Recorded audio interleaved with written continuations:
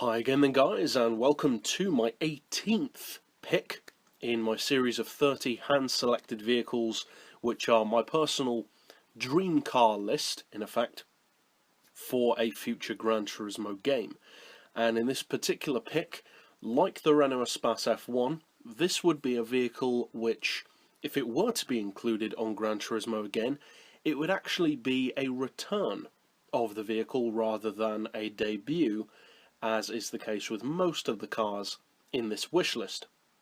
And the car in question is the 1995 Ford GT90, a legendary supercar from Ford. Could have been one of the greatest and definitely one of the fastest supercars of the 90s. Unfortunately though, it never really had the chance. It never passed the concept stage, which is highly unfortunate because it's a very cool car. Visually, it is inspired in some ways by the GT40, which is unsurprising really, as most of Ford's high-performance vehicles do share elements of GT40 DNA, visually at least. It has most notably the cut-into-the-roof style doors, and also the front grille arrangement with driving lights at the bottom of the bumper are reminiscent of the GT40. And this car is quite simply the ultimate Ford supercar. Now the new Ford GT, which is pretty much debuting this year, with its V6 engine, will probably be the quickest Ford ever made around the track, the quickest production at least. But the GT90 would have probably still to this day been the overall fastest Ford you could buy, were it a production vehicle. And had they made it a production car, it would have probably looked fairly similar to the concept version, because many supercars in the 90s, especially the early 90s, actually carried over almost 100% of the design from concept to road car. These days that never happens. Concept cars usually don't have to have as restrictive design cues as a road car.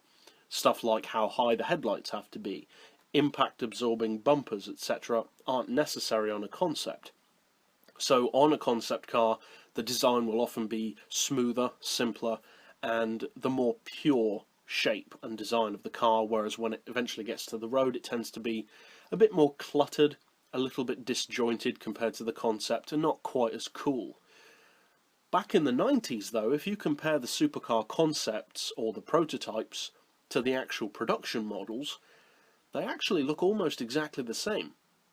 The McLaren F1, for instance, the concept and prototype versions look almost identical to the road car. The XJ220 concept looks remarkably similar to the road production version. The Diablo doesn't look that far off. Technically, the Chizetta is more accurate, but the Diablo itself didn't change that much through its production. And had the GT90 been made into a road car, it would have probably looked, for the most part, the same as the concept, because that was something which you could more easily do back then. Now, as far as what the car is capable of, there's a bit of a discrepancy. Some say it can do around 250 miles per hour. As cool as that sounds, that's just not the case. With 90s technology and with the power that that car had, and considering that it's no way near as technically advanced as something like a McLaren F1, there's frankly no way that it would be able to do over 250. It doesn't matter how aerodynamic it is, the specs that it's given just don't allow that. Based on existing supercars, it's just not possible. A more realistic top speed for the GT90 is in the region of 235, which doesn't sound like a huge amount less, but the amount of wind resistance between 235 and over 250 increases dramatically. So the amount of power necessary to give it that extra speed has to increase at a marked rate. Now the car's powered by a pretty unique engine. It's, I believe, Ford's only V12 supercar. You'd expect them to use probably something like a supercharged V8, as the newer GT does, and also the classic GT40, but it doesn't. It uses a 6-litre quad turbo, that's 4 turbos, V12. And that quad turbo and technology obviously wasn't quite as good in the 90s, gave the car 720 horsepower and 660 foot-pounds of torque. Now these days a quad-turbo V12 would be producing 1,000 horsepower at least, but back then supercars in general had a lot less power. The McLaren F1 even only had 620 horsepower, the Ford 720, the Diablo around 500, the XJ220 around 550, even the Chizeta around 540, 550 as well. So supercars just weren't as powerful back then, and they were more about top speed generally than acceleration. Acceleration wasn't as important back then, which is why cars like the McLaren F1 stood out so much, because most manufacturers weren't really going for that kind of acceleration. The XJ220, the Chizeta, the Diablo, even the EB110 to some degree, they weren't that amazing for acceleration. They were quick, of course, but not race car quick. Whereas the McLaren F1, with 3.2 seconds to 60, really did take the supercar to a whole new level. That's why people made such a big deal about it, because none of the others were doing that. Now, as far as the GT90, it weighs in at just over 1,450 kilos, so as far as what it's given to work with, it's a pretty strong supercar, even by today's standards. 720 horsepower is decent enough, 1,450 kilos isn't overly heavy, that's less than a modern Lamborghini, so you could guarantee that on GranTurismo it would be pretty quick. It's got a 5-speed gearbox. Now, depending on how the game plays out with the GT90, we may be able to convert it to a 6-speed.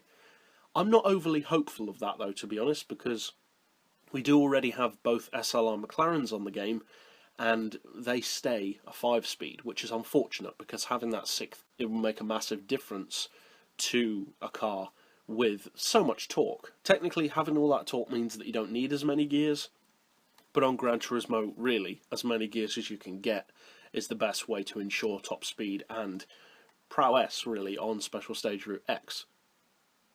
Now, mechanically, some elements of the GT90 were interestingly based on the XJ220, which is one of the most notable supercars of the 90s, of course, and in a way, the GT90 is kind of the XJ220 that we never had. Because when the XJ220 was released as a concept, Jaguar promised that it would have all-wheel drive and a V12. It ended up with neither of those things. Now, the GT90 isn't all-wheel drive, it's rear-wheel drive, but it has the V12 engine. So, in effect, it's kind of like the XJ220 that we never had. But we still never had it because it never left the concept stage. I hate it when companies do that, though. When they show an amazing concept car and then don't build it. Now, obviously, there are various circumstances that cause changes to situations. The monetary aspect is often a big player in not making a supercar. But it's a shame, because so many great supercar concepts have come out and then never left the concept stage. We've already discussed a few in the series, like the ME412. The GT90, though, has a precedent on GranTurismo. It's been on the game. It was on GranTurismo 2, and it was one of the quickest supercars in the game. As far as how the car performs back then, and how it would perform now, on the game, if I remember correctly, it wasn't the easiest of cars to drive, not necessarily as difficult as something like a Speed 12 on GT2, but not the easiest of supercars to drive. As I said, one of the quickest though. And in real life, according to Clarkson, he said it's one of the worst handling cars he had ever driven. And that's not an uncommon thing in the 90s. Quite a few supercars from the 90s, concepts and production, were notable for having tricky handling, to say the least. The Diablo isn't exactly known for its handling. The XJ220 is a good car, but has awful visibility. The Chizeta isn't built for handling at all. The GT90 has apparently awful handling, and also another one of Jaguar's supercars from the 90s, the XJR15, which was visually similar to something like a Mosler, and designed for racing primarily, was also an awful handling car, as cool as it is to look at. Now, were it on the game, it's hard to say how it would handle. I don't think it would be as good around corners as the GT, especially not if Gran Turismo 7 had the newer Ford GT. But in a straight line, it's got a pretty good shot of being one of the quickest cars in the game. Because if you compare what it's given to what the Ford GT has on the game, which you can supercharge up to 940 horsepower, the Ford GT is one of the quickest supercars on Gran Turismo 6. It only has 940 horsepower, which is significantly less than many of the others, but it is still one of the quickest. The top speed is around 295 or more. The acceleration is incredibly quick, especially mid-range, and it makes a very good Route X racer. The handling requires a little bit of fettling compared to some because it's a little bit stiff, tends to understeer around the curve, but once you set it up correctly, it is one of the best Route X supercars, especially in the sub 1000 horsepower category. Now, the GT90 is already quad turbo, so I'm not really sure what kind of tuning we'd be allowed to do to it. We may be able to upgrade the turbos to more modern racing ones. That would be cool, but even without the upgraded turbos, upgrading to, say, a Stage 3 engine upgrade, exhaust, ECU, etc. upgrades should quite easily get us at least around 1000 horsepower, considering how much more powerful it already is than the GT, which has around 550 horsepower. So in terms of top speed, I should think 295 at least, considering that the GT90 is a pretty aerodynamic car, it's not overly heavy, and it is extremely powerful and extremely torquey. So it should be one of the quickest supercars on Gran Turismo 6, or more likely Gran Turismo 7. As far as where it would fit into the game for price and PP, well, personally, as with some other cars in this series, I would actually like the GT90 to be on Gran Turismo 7 as a car that you have to unlock, because that's something which I really miss from the older Gran Turismo games. And I've mentioned this on the channel before. I think I've mentioned it in this series before. I did, in fact, in the first episode. Cars don't have to be won anymore on Gran Turismo. You can buy anything as long as you have enough money. Where's the fun in that? I mean, fair enough, you can get cars that you want quicker, but it's just pandering to a generation that has no patience. They want everything now, now, now. They don't want to work for everything, or for anything, even. And that's a shame, because winning those cars on the older games, it was an achievement.